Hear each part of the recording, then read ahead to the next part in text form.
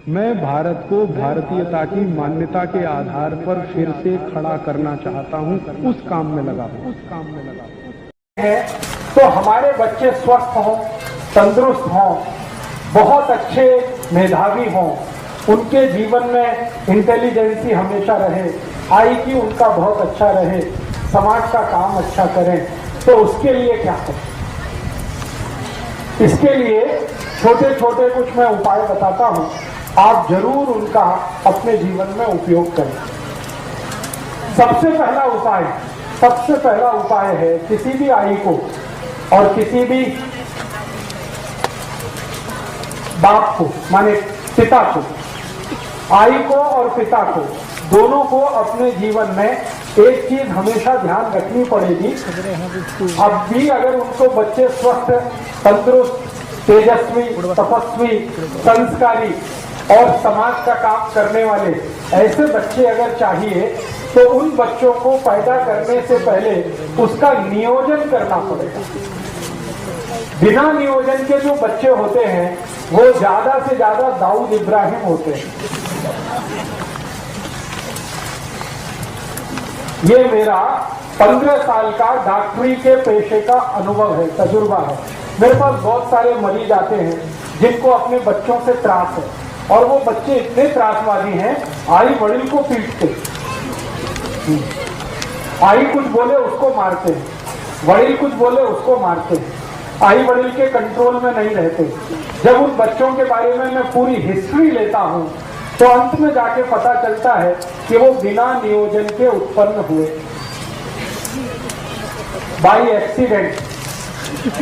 हाँ, तो मेरा आप सभी को ये विनम्र निवेदन है कि जिनको अपने बच्चे तेजस्वी, तपस्वी, संस्कारी, समाजकर्मी, राष्ट्रवादी, धर्म के प्रति श्रद्धा रखने वाले, आई वड़िल की सेवा करने वाले ऐसे बच्चे अगर चाहिए, तो उसके लिए नियोजन करना पड़ेगा। बिना नियोजन के वो बच्चे नहीं होते। सबसे पहला फैसला आपको ये करना पड़ेगा। जैसे आप बहुत सारे काम के लिए नियोजन करते हैं, घर बांधने के लिए नियोजन करते हैं। कैसे करते हैं? एक एक पैसा बचाते हैं, जितनी पगार है उसमें से पैसा काट काट के बचा के घर बांधने का नियोजन हमारा होता है। ऐसे ही हम नौकरी के लिए बहुत सारे नियोजन करते हैं, तो ऐसा ही नियोजन आपको करना है। ठीक है? अब नियोजन क्या करना? नियोजन करना है, ये पहली बात ध्यान रखिए। बिना नियोजन के बच्चे होंगे तो मैंने आपको बताया वो संस्कारी हो नहीं सकते। और आज के समय में दुख और दुर्दैव की स्थिति ऐसी ही है कि ज्यादा बच्चे बिना नियोजन के ही हो रहे हैं। इसलिए आई वड़िल भी परेशान है, समाज उनसे परेशान है, देश भी उनसे परेशान है। ये त्रासवादी, आतंकवादी, देशद्रोही, ये सब हमारे ही अपने बीच के बच्चे हैं। लेकिन ये कैसे त्रासवादी हो गए, कैसे देशद्रोही हो गए? बिना नियोजन के होने के कारण। तो नियोजन करना पड़ेगा। अब नियोजन में क्या क्या करना पड़ेगा? सबसे पहला नियोजन, संस्कारी बच्चा अगर चाहिए, प्रतापी बच्चा चाहिए, आपको समाजकर्मी चाहिए, धर्मनिष्ठ चाहिए, राष्ट्र प्रेमी बच्चा चाहिए, तो सबसे पहला नियोजन संयम पालना पड़ेगा। ये सबसे पहला नियोजन। बिना संयम के अच्छे बच्चे नहीं हो सकते। तो संयम आपको अपने जीवन में रखना पड़ेगा। और वो संयम रखने का तरीका क्या है? संयम रखने का बहुत सरल तरीका है, ज्यादा समय ब्रह्मचर्य का पालन करना। ब्रह्मचर्य संयम पालने का सबसे बड़ा तरीका है, सबसे आसान तरीका, ये ब्रह्मचर्य का पालन करना। अभी मेरा जो फिजियोलॉजी और एनाटॉमी का अभ्यास है, विज्ञान का जो अभ्यास है, उस अभ्यास के हिसाब से मैं एक जानकारी देना चाहता हूँ। इस जानकारी को आप गंभीरता से सुने, स्वीकार करें। स्त्री के लिए संयम पालना बहुत आसान है, पुरुष के लिए नहीं। माने जाए ब्रह्मचर्य का पालन किसी स्त्री को करना हो तो वो बहुत आसानी से कर सकती है, पुरुष के लिए ये संभव नहीं होता। क्यों? इसलिए कि ईश्वर ने स्त्री का शरीर ऐसा बनाया है जो पुरुष से ज्यादा अच्छा है क्वालिटी में। कुछ ऐसे हार्मोन्स हैं, कुछ ऐसे केमिकल्स हैं जो स्त्री शरीर में ही हैं, पुरुष शरीर में नहीं है, और वही हार्मोन्स स्त्री को ब्रह्मचर्य पालन करने में मदद करते हैं। तो स्त्री को ब्रह्मचर्य पालना अगर करनी है तो वो उसके लिए बहुत सहज है, सरल है, बहुत आसान है। जैसे हमारे जीवन के बहुत सारे काम हम सहजता से और आसानी से करते हैं, वैसे ही ब्रह्मचर्य का पालन और संयम का पालन किसी भी स्त्री को बहुत आसान है। पुरुष को उसके लिए प्रयास करना पड़ता है, स्त्री वो बिना प्रयास के ही कर सकती है। तो मैं ये बात जो कह रहा हूं वो सब भाइयों के लिए कह रहा हूं कि अगर अच्छी संतान चाहिए, तेजस्वी, तपस्वी, संस्कारी संतान चाहिए, तो आपको ब्रह्मचर्य का पालन करना है। अब ब्रह्मचर्य का पालन करना है तो इसका मतलब क्या है? इसका मतलब सीधा सा ये है कि आप अपने जीवन का थोड़ा ऐसा नियोजन करो जिसमें ज्यादा आपको स्त्री के साथ संसर्ग ना करना पड़े। साल में 1 या 2 बार करें तो सबसे अच्छा, नहीं तो महीने में सिर्फ 1 बार।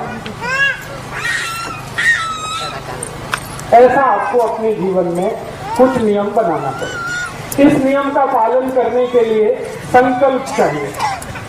संकल्प के लिए आपको एक औषधि की मदद लगेगी, तो वो आप याद रखिए, वो औषधि है आल का रस। आल, अदरक। तो अदरक का टुकड़ा अगर मुंह में रख के चूसते रहें तो ये हमारे संकल्प को मजबूत करने में बहुत मदद करता है। किसी भी तरह का संकल्प हो, ब्रह्मचर्य पालन का संकल्प हो, व्यसन मुक्ति का संकल्प हो, पैसे के पीछे नहीं भागने का संकल्प हो, अपने जीवन में साधारण तरीके से रहने का संकल्प हो, ये सभी संकल्पों में मदद करता है। तो हमें अच्छी संतान के लिए संयम का पालन ब्रह्मचर्य की मदद से करना है और कोशिश करनी है कि साल में 1 या 2 बार, नहीं तो महीने में ज्यादा से ज्यादा 1 बार, ये आपको करना है पुरुषों को। स्त्रियों के लिए ये सहज है, सरल है, क्योंकि भगवान ने उनको कुछ ज्यादा गुण दिए हैं, उनमें से एक गुण ये है।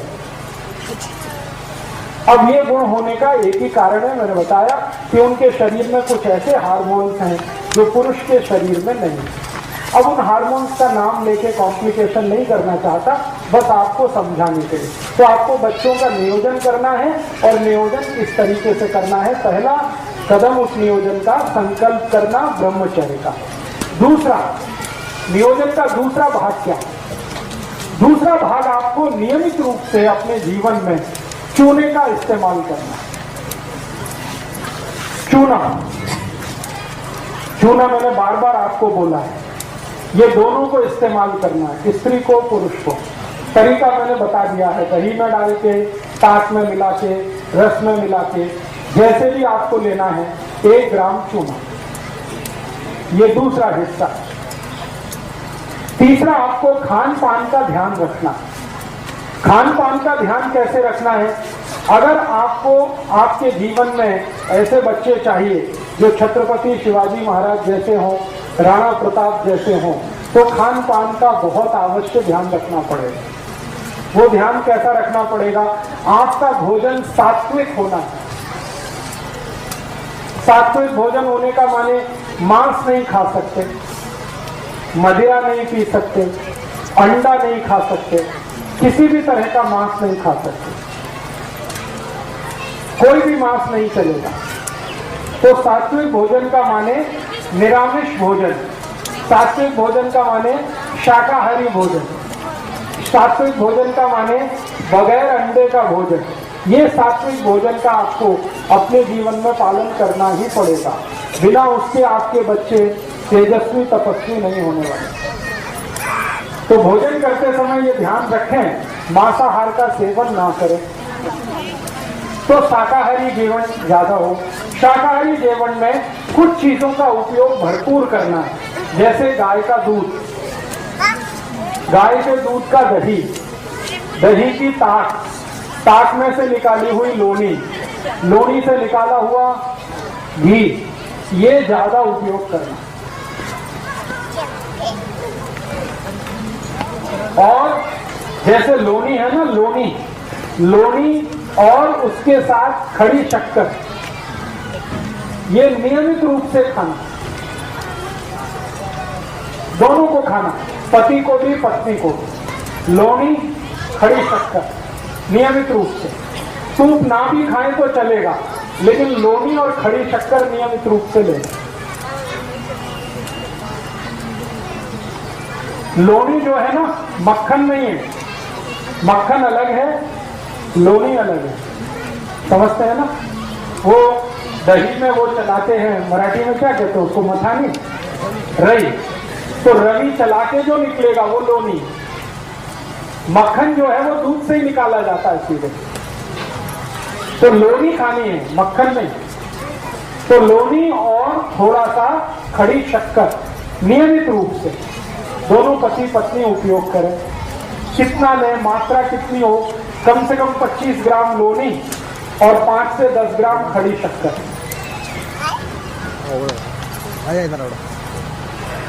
और इसके अलावा जो नियमित रूप से आपको भोजन में लेना है, तिल आपको नियमित भोजन में खाना, तिल,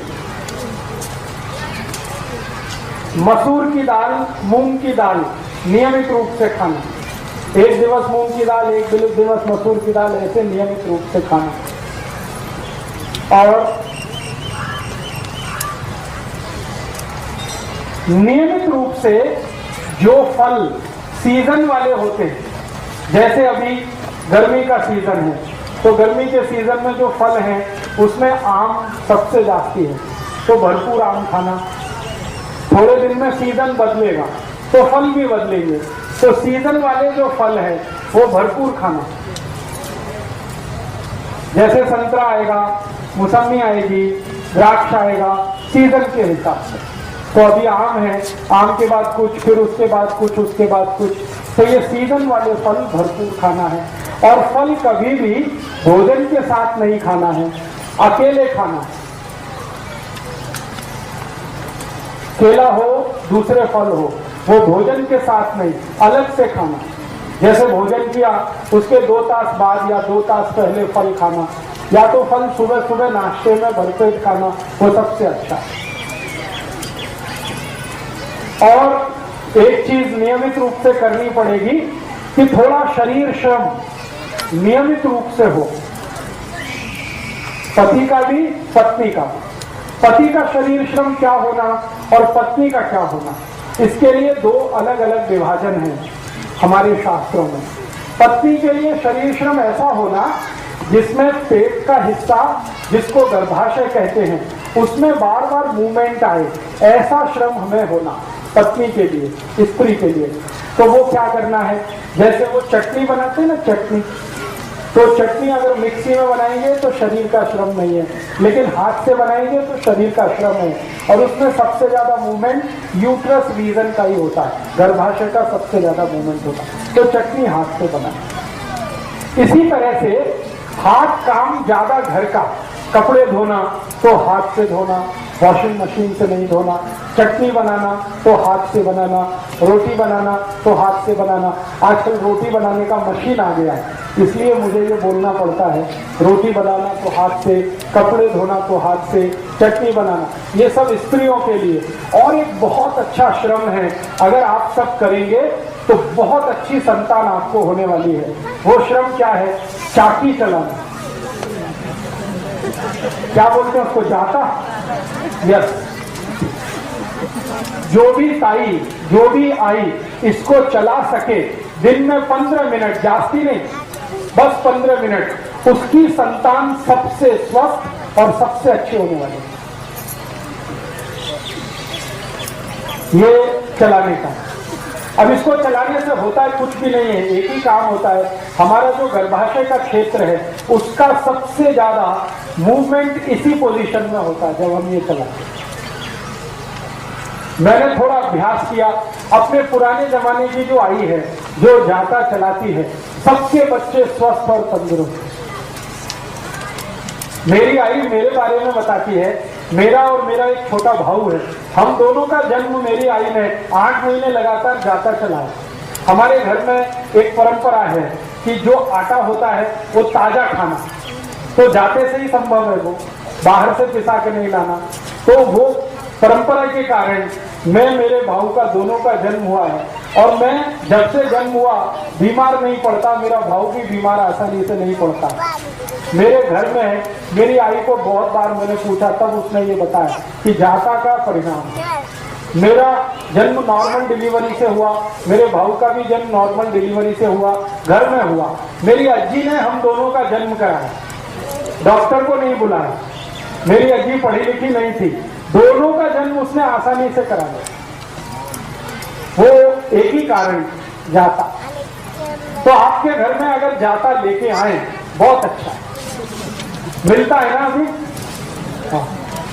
बहुत ज्यादा महंगा नहीं है, 50-60 रुपए में या 100 रुपए में मिल जाता है। तो आप उसको नियमित रूप से 15 मिनट, जास्ती नहीं 15 मिनट चलाएं। स्त्रियों के लिए, पुरुषों के लिए शरीर श्रम क्या करना है?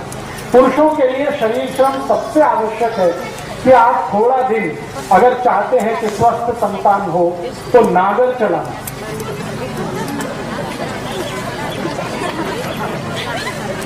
नागर चलाना, अभी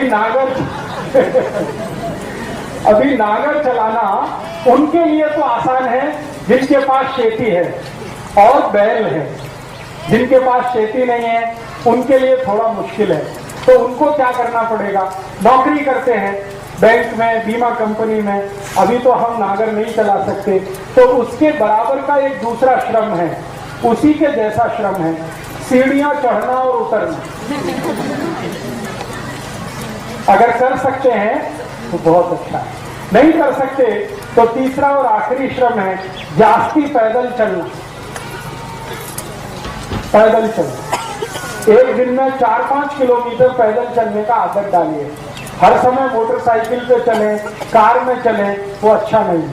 थोड़ा 5-7 किलोमीटर पैदल चलने का अभ्यास हो, नहीं तो नागर चलाने का हो, नहीं तो सीढ़ियां चढ़ने।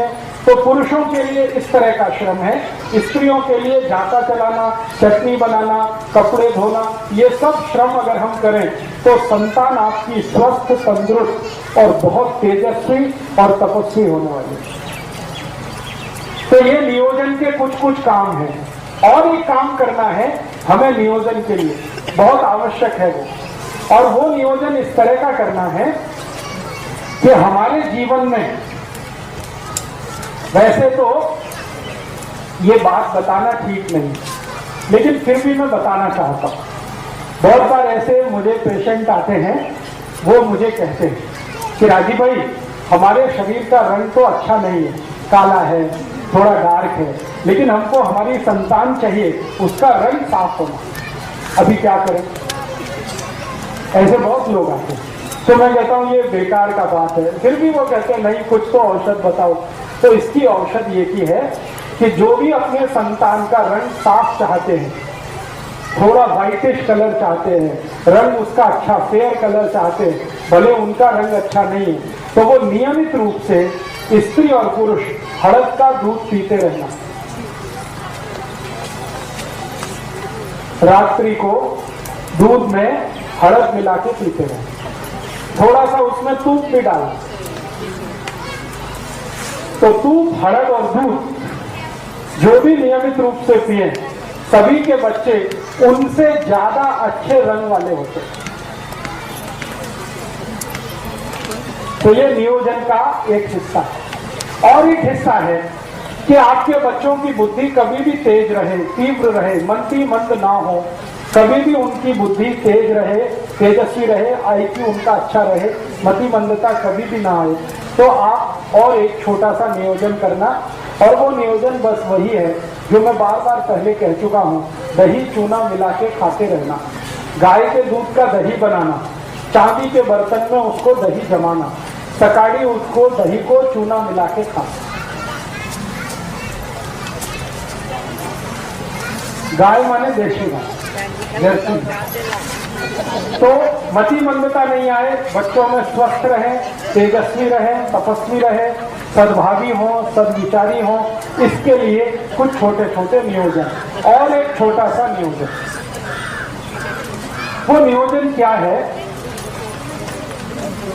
नियोजन एक ही है कि हमें अच्छी सुदीर्घ जीवन वाली, तेजस्वी जीवन वाली संतान चाहिए। स्त्री हो या पुरुष, मूली हो या मूला, संतान तेजस्वी तपस्वी चाहिए।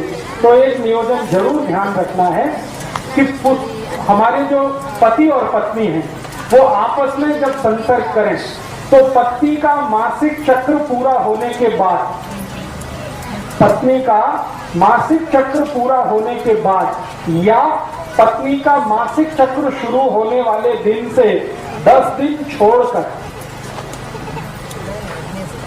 पत्नी का मासिक चक्र शुरू होने वाले दिन से 10 दिन बाद और 17 दिन के पहले या 18 दिन के पहले, बीच का ये 7-8 दिन का जो समय है, इसी समय में एक दूसरे के साथ संसर्ग करें तो सबसे ज्यादा तेजस्वी और तपस्वी संतान होगी। पत्नी के मासिक धर्म के शुरू होने वाले दिन को गिनकर 10वें दिन से 18वें दिन के बीच का जो समय है, यही सबसे अच्छा समय है तेजस्वी और तपस्वी संतान का। वही 7-8 दिन का समय है। अब इसमें 2 तरह के दिन आएंगे, एक सम होंगे, एक विषम होंगे। जैसे 10वां दिन सम, 11वां विषम, 12वां सम, 13वां विषम, 14वां सम, 15वां विषम, 16वां सम, 17वां विषम, 18वां सम। तो जो सम दिन है उनमें अगर आप संसर्ग करेंगे तो 99% पुत्र होगा और विषम वाले दिन में संसर्ग करेंगे तो 99% पुत्री होगी। 1% इसमें अपवाद है और वो कहीं भी होता है। तो अगर आपको नियोजन करना है कैसा? अब व्यसन मुक्त युवक संघ में कुछ कार्यकर्ताओं के पास पुत्री है तो पुत्र चाहिए, तो उनके लिए ये माहिती मैं दे रहा हूं। और जिनके पास पुत्र है उनको पुत्री चाहिए, उनके लिए भी ये माहिती दे रहा हूं। सम दिन में जाएंगे तो पुत्र, विषम दिन में जाएंगे तो पुत्र। और एक और माहिती इसी नियोजन के लिए, आप जानते हैं महीने के 2 पक्ष होते हैं, एक शुक्ल पक्ष और दूसरा। तो जो शुक्ल पक्ष है, इस शुक्ल पक्ष के दिनों में अगर आप संसर्ग के लिए जाते हैं तो 99% आपके बेटे या बेटी का जन्म जो होने वाला है वो बहुत प्रतापी, तेजस्वी, लड़ने वाला, भिड़ने वाला होगा। छत्रपति शिवाजी, राणा प्रताप, ऐसे जो हमारे देश में भगत सिंह, ऊधम सिंह, चंद्रशेखर आजाद, ये सब शुक्ल पक्ष वाले लोग हैं। शुक्ल पक्ष आप समझते हैं, जब चंद्रमा लगातार बढ़ता हुआ होता है। और कृष्ण पक्ष उसका उल्टा। कृष्ण पक्ष में जब आप जाएंगे तो अच्छे से अच्छे साहित्यकार, वैज्ञानिक, बहुत बड़े डॉक्टर, इंजीनियर, चार्टेड अकाउंटेंट, ऐसे बच्चों का जन्म होगा। न्यूटन, आइंस्टाइन, जगदीश चंद्र खुराना, हमारे देश के बोस, हमारे देश के ये जो महान लोग साहित्य के क्षेत्र में, विज्ञान के क्षेत्र में, कला के क्षेत्र में आगे बढ़े हैं, ये सब कृष्ण पक्ष वाले लोग हैं। ठीक है। अब शुक्ल पक्ष और कृष्ण पक्ष का चक्कर क्या है? ये चक्कर है चंद्रमा के शरीर पर पड़ने वाली ऊर्जा। आप जानते हैं कृष्ण पक्ष में चंद्रमा नहीं होता और शुक्ल पक्ष में चंद्रमा बहुत तीव्र होता है। चंद्रमा की तीव्रता अपनी नहीं है। आपको मालूम है चंद्रमा का प्रकाश कहां से आया? सूर्य से। तो चंद्रमा की तीव्रता है तो वो उसकी अपनी नहीं है, सूर्य की तीव्रता है। तो आप समझ लीजिए शुक्ल पक्ष में सूर्य की तीव्रता है, तो उस दिन में जो संतान आएगी वो सूर्य जैसी ही होने वाली है। सूर्य कैसा है? जला के सबको राख कर दे, ऐसा। तो राणा प्रताप, छत्रपति शिवाजी, संभाजी महाराज, ये सब ऐसे ही लोग हैं जो शुक्ल पक्ष वाले। और आपको चंद्र पक्ष में चंद्र पक्ष माने सूर्य का प्रकाश नहीं है, चंद्रमा का प्रकाश है। तो उस समय के नियोजन में जो संतान होगी वो दिमाग वाली होगी, शरीर वाली नहीं, जिसका ब्रेन बहुत चलेगा, इंटेलिजेंसी उसकी कंप्यूटर से जैसी उससे भी ज्यादा तेज होगी। दुनिया में सारे दिमाग के काम करने वाले लोग चंद्र पक्ष के पैदा हुए और शरीर से लड़ भिड़कर साम्राज्य स्थापित करने वाले लोग शुक्ल पक्ष के पैदा हुए। तो नियोजन आपको करना है, माहिती मैं दे रहा हूं। तो आप तय करिए आपके जीवन में क्या रहिए। अब एक संतान आपके पास है, मान लो शुक्ल पक्ष वाली, तो एक चंद्र पक्ष वाली जरूर करना, क्योंकि दुनिया में दोनों की जरूरत है। खाली लड़ने भिड़ने वाला ही नहीं चाहिए, विज्ञान की खोज करने वाला भी चाहिए, क्योंकि दोनों से जीवन चलता है। शत्रु से रक्षा करने के लिए है और देश को आगे बढ़ाने के लिए भी है। तो एक संतान शुक्ल पक्ष की, एक चंद्र पक्ष की, ऐसा नियोजन करिए। एक संतान सम तारीख वाली, दूसरी विषम तारीख वाली, ऐसा नियोजन करिए। और बाकी के शुरू के नियम जितने मैंने बताए हैं वो सबको एक साथ पालन करना, ठीक है। इसके आगे और भी बहुत सारे नियम हैं, लेकिन वो इतने बारीक हैं कि मैं बताऊंगा आपके दिमाग में जाएंगे नहीं। अभी जितना बताया है इतने पर आप प्रयास शुरू करें। उसके बाद बारीक नियम अगर जानना है तो एक पुस्तक मैंने लिखी है, भागवत जी के सूत्र पर 3 पुस्तकें मैंने लिखी है। स्वदेशी चिकित्सा भागवत अष्टांग हृदय के आधार पर भाग 1, 2, 3 बारीक बातें हैं, उनसे पढ़ सकते हैं। मोटी जितनी बात है वो मैंने आपको बताई। तो ठीक है, मैंने कुछ माहिती दी है, आपके समझ में आई है कुछ? तो बहुत अच्छा। अगर आप ये समझ पाएंगे तो बहुत अच्छा है। एक बात को मैं फिर रिपीट करता हूं, इसको हमेशा याद रखिएगा कि आपकी संतान अच्छी हो, तेजस्वी हो, तपस्वी हो, तो खान पान में जितने नियम बताए हैं एक बराबर याद रखना। लोनी और खड़ी शक्कर ये रोज खाना। लोनी आप समझते ही हैं, खड़ी शक्कर आपको माहिती है। लोनी और खड़ी शक्कर रोज खाना, दोनों को खाना, पति को भी पत्नी को भी। जी जी। मतिमंद और हैंडीकैप जो बच्चे होते हैं वो कहां से आते हैं? ज्यादातर मतिमंद और हैंडीकैप जो बच्चे होते हैं वो उन पति पत्नी के हैं, उन आई वडील के हैं जिनके दोनों के शरीर में कैल्शियम बहुत बहुत कम है। उनके बच्चे मतिमंद होने ही वाले हैं, उनके बच्चे हैंडीकैप्ड होने ही वाले हैं। पति के शरीर में कैल्शियम कम हो, पत्नी के शरीर में कैल्शियम कम हो, जरूर बच्चे ऐसे होंगे जो मतिमंद होंगे और शरीर से विकलांग होंगे। तो ध्यान रखिए इसका, कैल्शियम कम ना हो शरीर में। तो आप बोलेंगे क्या इसका टेस्ट होता है? हाँ, कैल्शियम का टेस्ट होता है।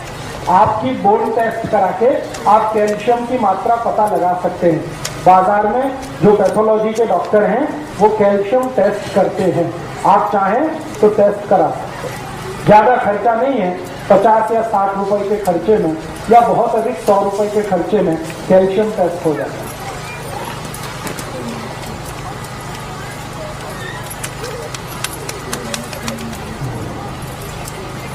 बहुत ज्यादा कुछ नहीं, बहुत ज्यादा। महाराष्ट्र में कोंकण अकेला एक बेल्ट है जहां के बहुत तीव्र बुद्धि के बच्चे होते हैं। उसका कारण है, और कोंकण बेल्ट के सभी बच्चों की आंखें दुनिया में सबसे सुंदर है। किसी की इतनी सुंदर आंखें नहीं है जो कोंकण पट्टी के बच्चों की आंखें हैं। उसका कारण मैं बताता हूँ। कोंकण पट्टी के बच्चे, आप जानते हैं कोंकणस्थ, जिनको हम कहते हैं मराठी में कोंकणस्थ, ये कोंकणस्थ लोग दुनिया में इंटेलिजेंसी में सबसे ऊपर है। इनका जब IQ टेस्ट होता है ना, दुनिया के सारे देश, अमेरिका, जर्मनी, जापान, फ्रांस, दुनिया के देशों में इनकी IQ सबसे ऊंची है। कारण पूछो आप, कारण उसका एक ही है कि कोंकण पट्टी की जो मिट्टी है ना, वो उसकी विशेषता है। कोंकण की मिट्टी आप देखो लाल रंग की है, देखा? लाल रंग की मिट्टी है। लाल रंग की मिट्टी में जो धान उत्पन्न होता है उसमें कैल्शियम और आयरन सबसे ज्यादा है।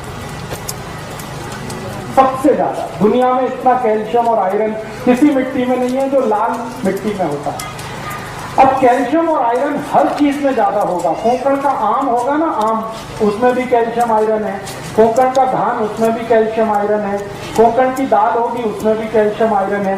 कोंकण की ज्वारी होगी, उसमें भी कैल्शियम आयरन। तो ये कैल्शियम और आयरन से भरपूर जो कुछ वो खाते हैं उसका परिणाम से और मिट्टी में होने वाले कैल्शियम और आयरन से लाल मिट्टी दुनिया में जहां भी मिलेगी उसमें भरपूर कैल्शियम और आयरन है। और कोंकण की मिट्टी में कैल्शियम आयरन सबसे ज्यादा है, इसलिए वहां की संतानें दुनिया में सबसे तीव्र बुद्धि मानी जाती है। तो ये बात समझ में आई कोंकण की। तो आप कहेंगे हम भी कोंकण में रहिए, लेकिन आप में परिवर्तन आएगा 2 जनरेशन के बाद, अभी तुरंत नहीं आएगा। 2 जनरेशन आपकी निकल जाएंगी, 3rd जनरेशन में ये परिवर्तन आ जाएगा, अगर कोंकण में आप रहते हैं तो।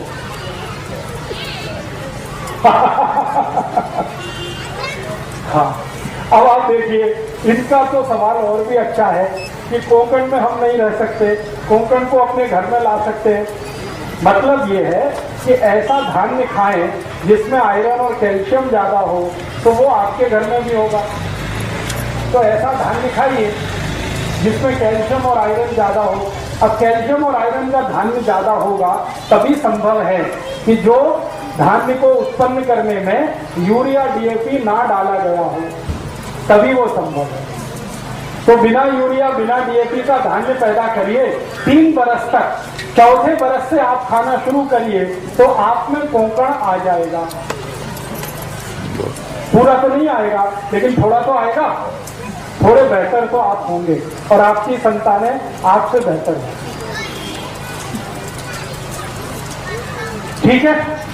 अभी एक सवाल मुझे पूछा गया, हम जब विवाह करते हैं ना, तो विवाह करते समय कुछ मिलान किया जाता है। नाड़ी का मिलान करते हैं, गोत्र का मिलान करते हैं।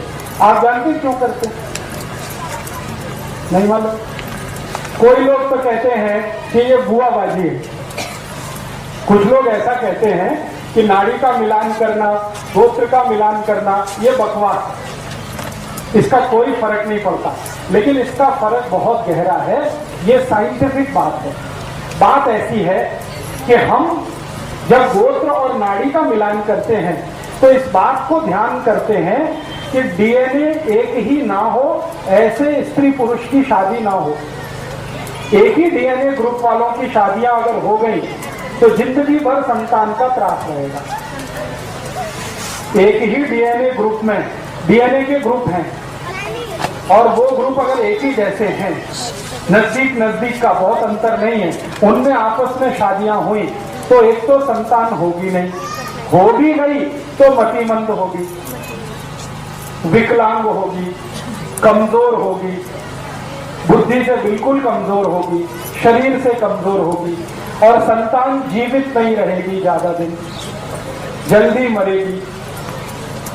अगर एक ही ब्लड ग्रुप के नजदीक वालों की शादियां हो गई, तो जब हम नाड़ी और गोत्र देखते हैं तो उसका इसी बात का ध्यान रखते हैं। एक ही नाड़ी और एक ही गोत्र में शादी इसलिए नहीं करते हैं ताकि डीएनए एक ना हो।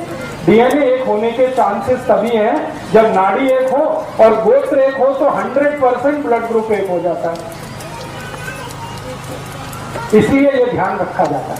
तो हमारे बुजुर्गों ने एक परंपरा बनाई, विवाह करने के पहले नाड़ी का मिलान करना, गोत्र का मिलान करना। वो परंपरा बहुत साइंटिफिक है।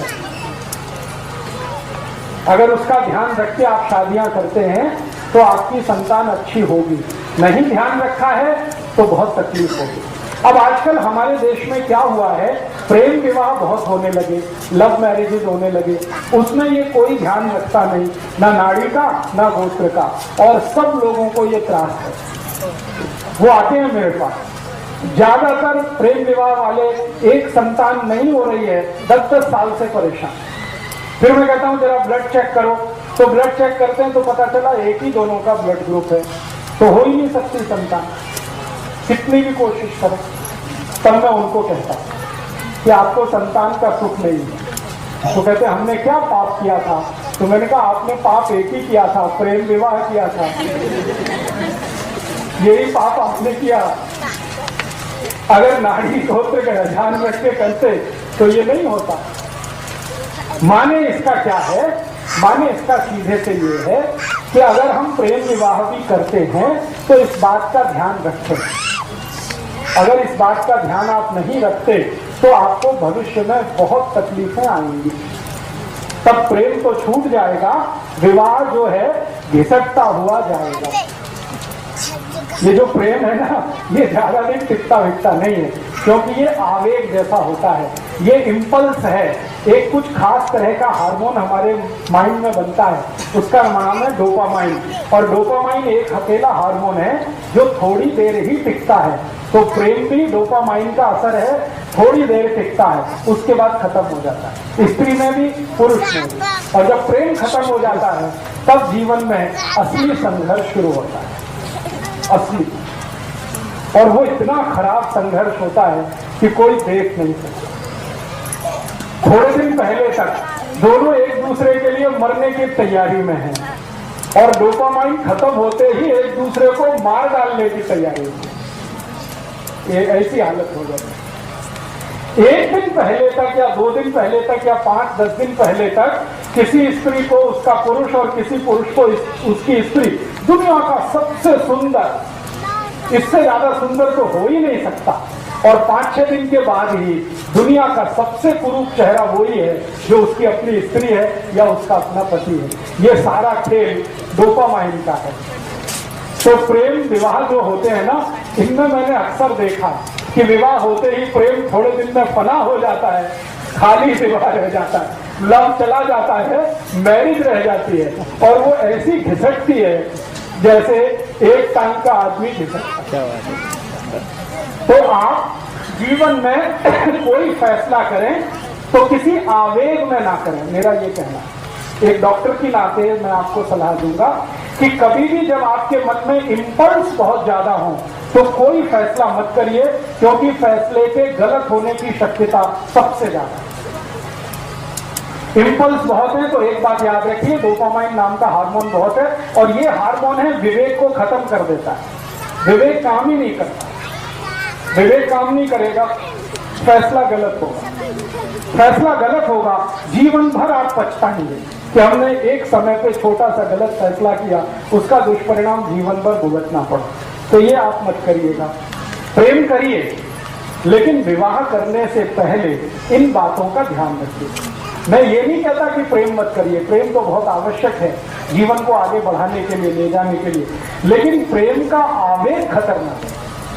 प्रेम खराब नहीं है, उसमें जो आवेग है, इंपल्स है, वो बहुत खतरनाक है। उसको ध्यान रखिए, आपकी संतान के विषय में सोचकर, देश और समाज और धर्म के विषय में सोचकर। ठीक है, अभी 1-2 प्रश्न आ गए। हाँ, ब्लड ग्रुप दोनों का अलग रहे हमेशा, पति और पत्नी का, ये ध्यान रखिए। एक का पॉजिटिव हो, दूसरे का निगेटिव हो, चलेगा। जैसे किसी का बी पॉजिटिव है पति का, पत्नी का बी नेगेटिव है तो भी चलेगा, लेकिन दोनों का बी पॉजिटिव होगा तो तकलीफ, दोनों का बी नेगेटिव हुआ तो तकलीफ। थोड़ा भी अंतर रहना चाहिए, थोड़ा भी अंतर हमेशा रहना चाहिए। जी जी हाँ, अभी हमारे देश में कुछ परिवारों में ऐसा होता है कि रिलेशन में शादियां होती हैं। ये पूरे भारत में तो नहीं है, महाराष्ट्र में है और थोड़ा सा दक्षिण में कर्नाटक में है। तो कर्नाटक और महाराष्ट्र छोड़ के तो बाकी नहीं, लेकिन हम रिलेशन में शादियां कर रहे हैं। जरूर करिए, लेकिन एक ही चीज का ध्यान रखिए, दोनों का ब्लड ग्रुप सेम ना हो। अगर सेम है तो कोशिश करिए आगे से अवॉइड करें। अब कर ली है तो अब उसमें तो कुछ नहीं, जो हो गया तो बात खत्म हुई। लेकिन आगे से आप दूसरों को जब सलाह करें तो ये ध्यान रखिए उनको कि ब्लड ग्रुप सेम ना हो तभी शादी करें, भले वो नजदीकी रिश्तेदार हो तो। और कोई प्रश्न? ये कि पति पत्नी दोनों वैवाहिक जीवन जब शुरू करें, अच्छी संतान होना, उसके लिए हमेशा दक्षिण की दिशा में सिर करके सोएं। ये बहुत जरूरी बात थी, मैं भूल गया। पति पत्नी जब अपना जीवन शुरू करें तो हमेशा सिर दक्षिण की दिशा में रख के सोएं, साउथ में। ये भी नियोजन का एक हिस्सा है। और कोई प्रश्न? जी, अब देखिए, एक विज्ञान की माहिती के लिए मुझे पत्र लिख के आया। हमारे शरीर में क्रोमोसोम्स होते हैं जिनको हम गुणसूत्र कहते हैं, एक्स और वाई। तो एक्स और वाई जो क्रोमोसोम्स हैं उसके बारे में एक मोटी माहिती आप सभी को है। एक्स और वाई अगर आपस में मिलेंगे तो हमेशा पुत्र होगा, लड़का होगा। एक्स और एक्स मिलेंगे तो हमेशा बेटी होगी, लड़की होगी। ये मोटी सी माहिती है। अब इसमें समरात्रि का क्या संबंध है? मैंने बोला ना, हमारी पत्नी के या स्त्री के मासिक चक्र के शुरू होने के दिन से 10वां दिन सम, 11वां दिन विषम, 12वां दिन सम, 13वां दिन विषम। तो ये सम विषम का गुणसूत्र के साथ कोई संबंध है? हाँ, संबंध है। जब सम दिन होता है तो उस दिन पुरुष का जो क्रोमोसोम्स है, स्त्री में तो 2 एक्स ही होते हैं, पुरुष में एक्स और वाई दोनों होते हैं। तो पुरुष का जो वाई क्रोमोसोम्स है वो बहुत पावरफुल होता है सम वाले दिन पर, इसलिए पुत्र होने की शक्यता सबसे ज्यादा है। और विषम वाले दिन पर एक्स क्रोमोसोम्स बहुत पावरफुल होता है पुरुष का, इसलिए बेटी या पुत्री होने की शक्यता सबसे ज्यादा है।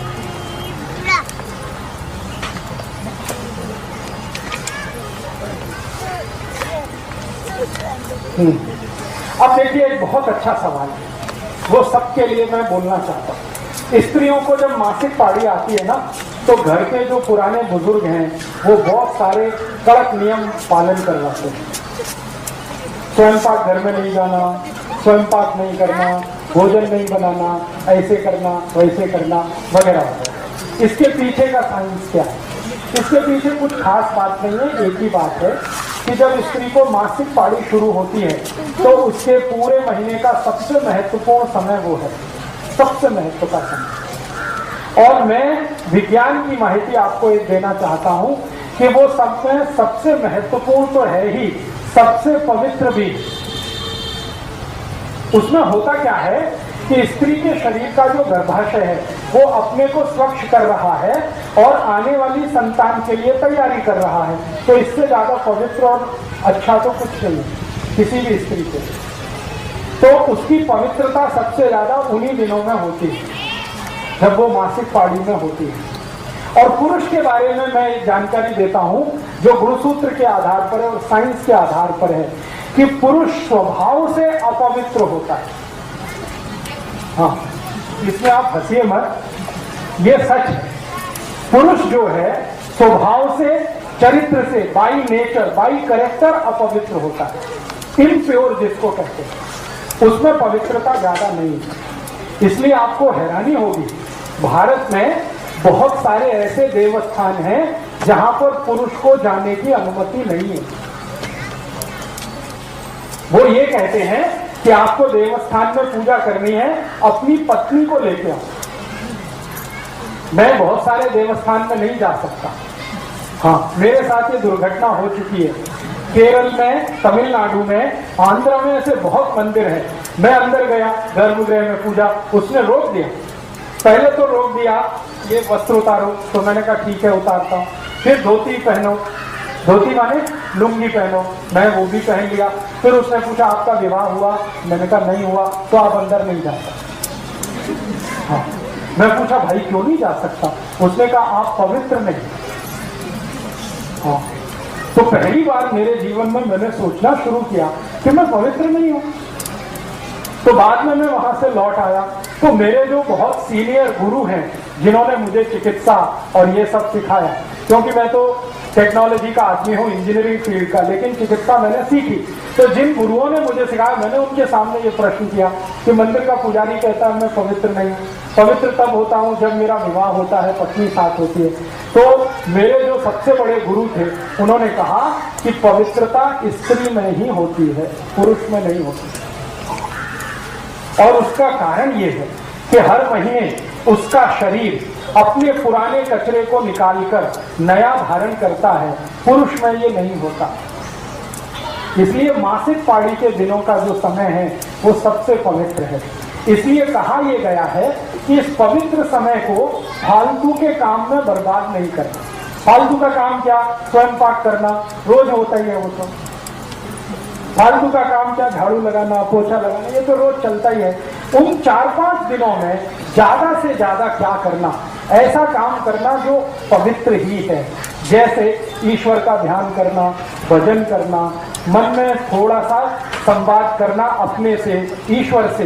इसके लिए थोड़े फालतू कामों से समय को रखना बाहर। इसके लिए ये कहा गया कि दिन के जो सामान्य काम हैं वो उन 4-5 दिनों में नहीं करना। अब हुआ क्या?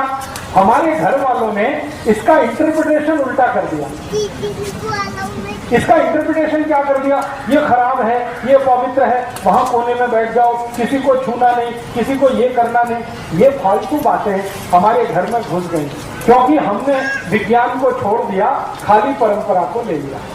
तो मेरा आपको ये कहना है कि मासिक पाड़ी के जो भी 4-5 दिन हैं वो सबसे महत्व के दिन हैं, सबसे पवित्र दिन है। उनमें सबसे अच्छा काम करना चाहिए। तो जो काम आपके नॉर्मल रूटीन में नहीं हो रहा है वो उन दिनों में आप करिए।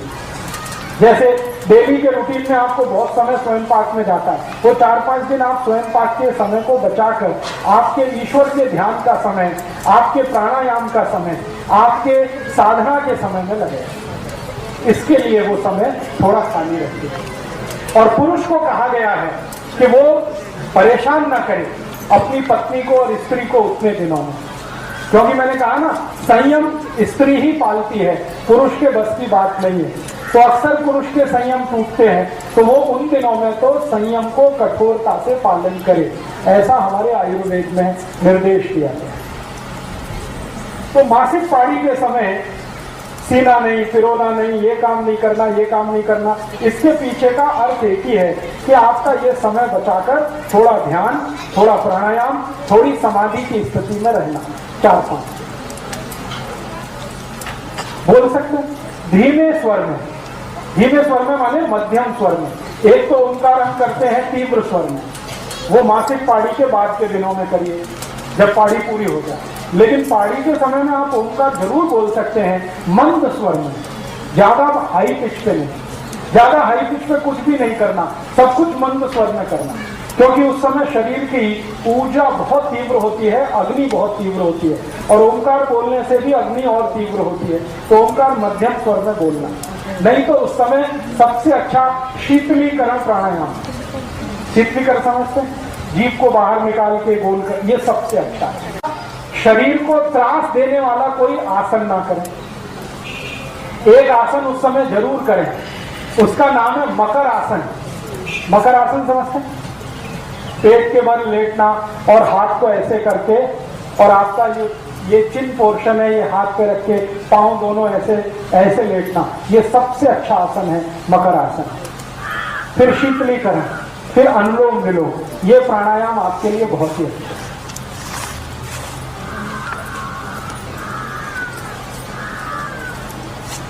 तो ग्रामीण भाग में मासिक पाड़ी के समय में जो माहिती आपको दी गई है, इसका थोड़ा परिवर्तन कर लीजिए। ये पवित्र दिन है, खराब दिन नहीं है, बहुत पवित्र दिन है। और शरीर से जो निकल रहा है रक्त, वो भी खराब नहीं, बिल्कुल खराब नहीं। ये हम कहते हैं ना रक्त बहुत खराब है, बिल्कुल खराब नहीं। शरीर में जितना रक्त है और उसमें जितनी शुद्धि है, लगभग उतना ही शुद्ध वो है। वो इसलिए बाहर निकल रहा है कि उसकी जरूरत नहीं है। अभी नया रक्त निर्माण होगा, वो 1 महीने तक शरीर में रहेगा, फिर उसकी जरूरत नहीं रहेगी, तो वो निकलेगा, फिर नया निर्माण होगा।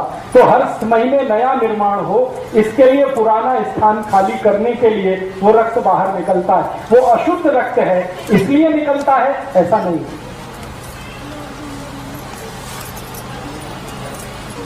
हाँ, पूजा आप करें वैयक्तिक। एक तो पूजा होती है सामूहिक और सार्वजनिक, जो परिवार के साथ करते हैं। लेकिन शास्त्रों में ये कहा गया है कि स्त्रियों को उन दिनों में वैयक्तिक पूजा ज्यादा करनी। वैयक्तिक पूजा माने अपने लिए ध्यान, अपने लिए प्राणायाम, अपने लिए योगासन, अपने लिए वो सब साधना की स्थिति। परिवार के लिए तो बाकी 25 दिन है ही, वो तो मरना खटना है ही, ये 5 दिन तो उसके अपने हैं, इसके लिए वो उसको कहा गया।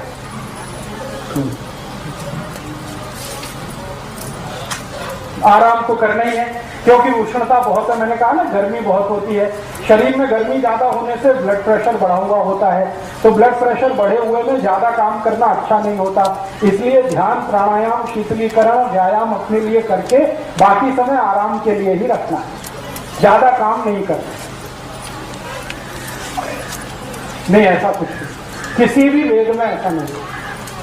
बिल्कुल श्लोक बोल सकते हैं, मंत्र बोल सकते हैं, वेद मंत्र बोल सकते हैं, ऐसा कहीं कोई निर्देश नहीं। पूरे ऋग्वेद में नहीं है, सामवेद में नहीं, अथर्ववेद में नहीं, यजुर्वेद में नहीं, उपनिषदों में कहीं नहीं, पुराणों में है। तो पुराण मनुष्य के लिखे हुए हैं, इसलिए उसमें ये है। वेद मनुष्य के लिखे हुए नहीं है, उसमें कहीं नहीं। सभी वेदों में इस बात की छूट है कि आप मासिक पाड़ी के दिनों में ध्यान अपने लिए, प्राणायाम अपने लिए, प्रार्थना अपने लिए, ईश्वर के साथ संवाद अपने लिए कर सकते हैं। बस ध्यान इतना ही रखना है कि चूंकि उन दिनों में हीट बढ़ी हुई है, हीट बढ़े हुए होने के कारण ब्लड प्रेशर बढ़ा हुआ है, बीपी बढ़े हुए के कारण काम नहीं करना अच्छा होता है, आराम करना ही अच्छा होता है।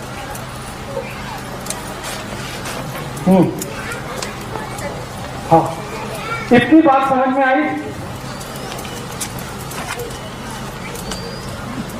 जी?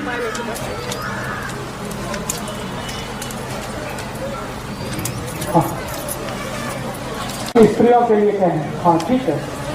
अभी जितनी बात मैंने कही वो आपके समझ में आई? नहीं आई? आई, ठीक है। और आई है तो आप दूसरों को समझा सकते हैं, जरूरत पड़ने पर अपने लिए भी उसका उपयोग कर सकते हैं। मैं अब थोड़ी 1-2 माहिती और देता हूं। वो माहिती ये देनी है कि मान लो गर्भाधान हो गया, अभी क्या करना। एक तो गर्भाधान के पहले के मैंने आपको कुछ नियोजन बताए सूक्ष्म रूप में, अभी गर्भाधान हुआ फिर क्या करना, तो उसके लिए भी सतत कुछ चीजों का ध्यान आपको रखना है। उनमें से पहली एक वस्तु, एक बात, एक माहिती जरूर याद रखनी है।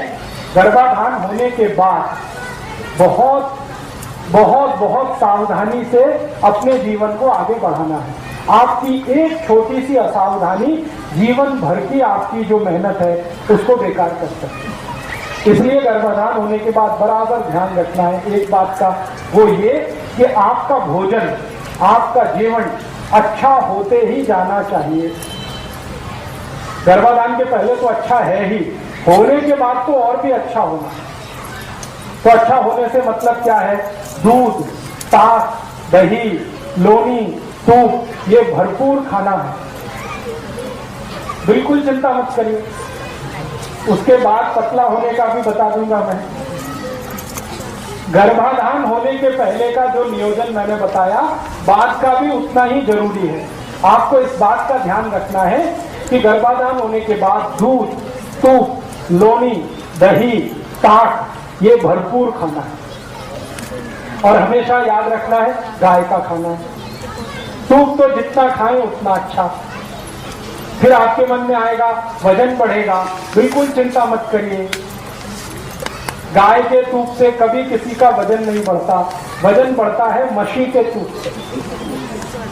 मैं बार बार कह रहा हूं, गाय का दूध खाना है, मशी का नहीं खाना, वजन नहीं बढ़ेगा। गाय का दूध, मशी का नहीं पीना, गाय का पीना तो भी वजन नहीं बढ़ेगा। तो दूध, दही, लोनी, ताक, घी, मक्खन, ये सब खाना। एक दूसरा, भरपूर कैल्शियम आपके शरीर में रहे, क्योंकि आपको और आपके बच्चे को दोनों को डबल कैल्शियम अब चाहिए। तो चूने की मात्रा लगातार खाती रहनी है, बढ़ा दिए तो और ही अच्छा है। दही में, ताक में चूना बराबर खाते रहना। केला भरपूर खाते रहना है, क्योंकि केले में भरपूर कैल्शियम है। फुटाने, शेंगा भरपूर खाते रहना है, दोनों में कैल्शियम है। तिल खाते रहना है, उसमें भरपूर कैल्शियम है। ये आप छोड़ दो, ये किसी शास्त्र में नहीं लिखा हुआ है। नहीं, आप भरपेट खाओ, आप जितना खाना चाहते हैं केला खाओ। कुछ त्रास हुआ तो मुझे फोन कर लेना। तो आप गर्भाधान के समय में ऐसी चीजें भरपूर खाइए जिसमें कैल्शियम है, ऐसी चीजें भरपूर खाइए जिसमें आयरन है। ये दूसरी बात ध्यान रखिए। तीसरी बात, समय से भोजन और समय से आराम, ये गर्भाधान के बाद बहुत आवश्यक है। समय से भोजन का मतलब है लंच आपका 10 बजे के आसपास होना ही चाहिए और डिनर शाम को 5-6 बजे के आसपास होना ही चाहिए। लंच 10 बजे, डिनर शाम के 5-6 बजे। हाँ, बीच में अगर भूख लगे तो जूस पीना, फल खाना, फुटाने खाना, शेंगा खाना, गुड़ खाना, तिल पट्टी खाना, गुड़ पट्टी खाना बीच में। और सुबह शाम भोजन भरते 9-10 बजे सुबह, 5-6 बजे शाम को। एक भोजन से दूसरे के बीच 8 तास का अंतर गर्भवती आई के लिए।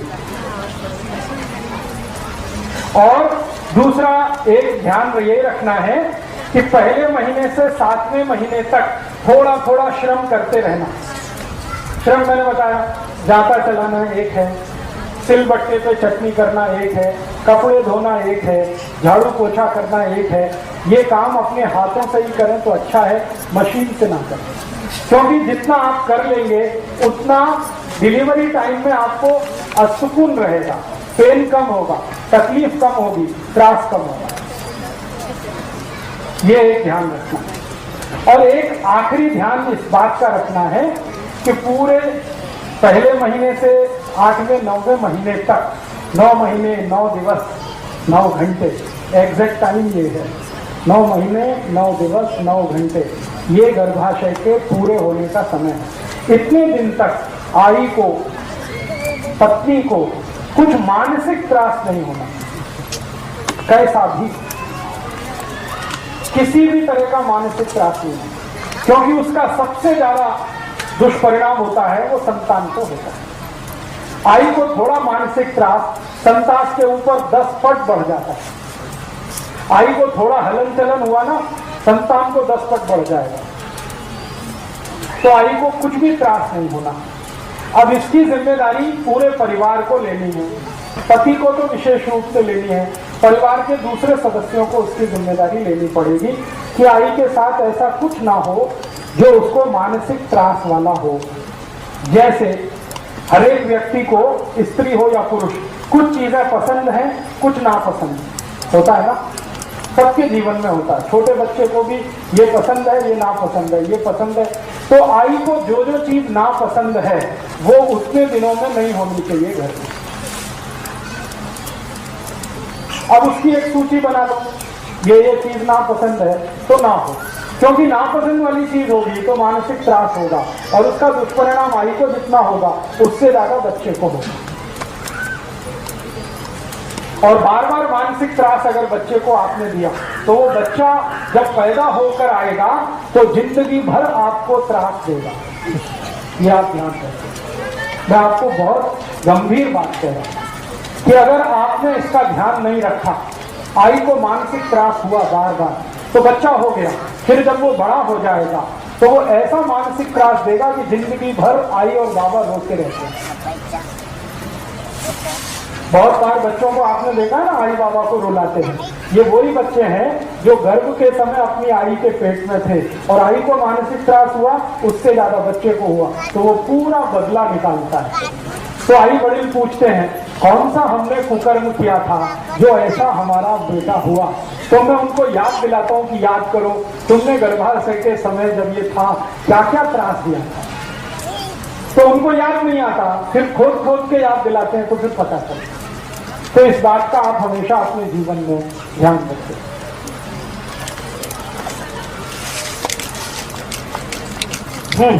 ग्रहण का असर होता है, सभी ग्रहण का, सूर्य ग्रहण हो रहा है, चंद्र ग्रहण, शरीर पर असर है तो बच्चे पे भी असर है। इससे तो हमेशा आप बचने की कोशिश करें। तो अब सूर्य ग्रहण जो है बच्चे के लिए तकलीफ वाला माना जाता है। चंद्र ग्रहण उतना नहीं है, लेकिन सूर्य ग्रहण तो बहुत तकलीफ वाला है। तो जब सूर्य ग्रहण का समय हो तो आई को सूर्य ग्रहण के सामने नहीं आना। ये एक ही बात के लिए है कि आप थोड़ा आराम ज्यादा करो। सूर्य ग्रहण वाले दिन पता है क्या होता है? ब्लड प्रेशर बढ़ा हुआ होता है। क्योंकि सूर्य के कारण। और ब्लड प्रेशर बढ़ा हुआ है तो एक ही बात है, शरीर को ज्यादा त्रास मत दो, शांत रहो, आराम करो।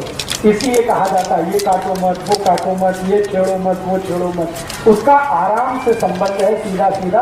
क्योंकि सूर्य ग्रहण के समय में सबका बीपी बढ़ा हुआ है, और आई जो गर्भावस्था में है उसका तो और भी ज्यादा बढ़ा हुआ है। एक तो बच्चे के कारण बीपी बढ़ा हुआ है, ऊपर से सूर्य का ताप है, फिर ग्रहण का है। इन 3 कारणों से बीपी बहुत बढ़ा हुआ है। इसलिए कहा जाता है कि थोड़ा शांति से रहो, आराम से।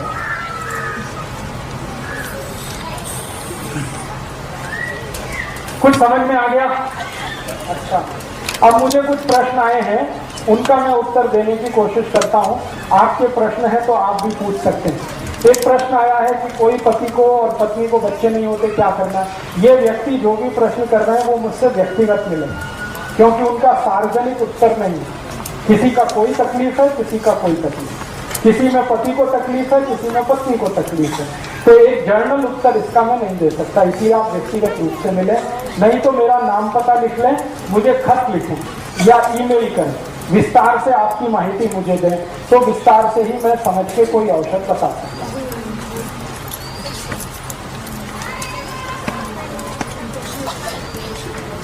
अभी जितना विषय हुआ इसके बारे में समझ